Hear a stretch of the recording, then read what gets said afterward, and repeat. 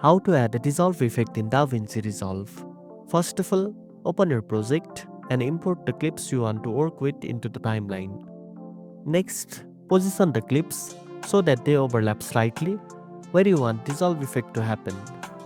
After that, select the edit point between the two clips, then go to the effects library, look for the BT transition section and find the dissolve transition.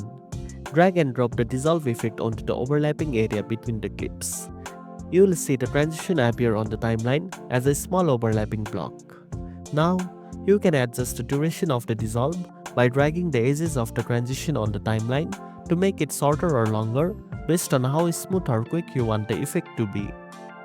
If you want to fine-tune it even more, click on the transition, and in the inspector panel, you can customize additional settings like the softness or style of the dissolve effect.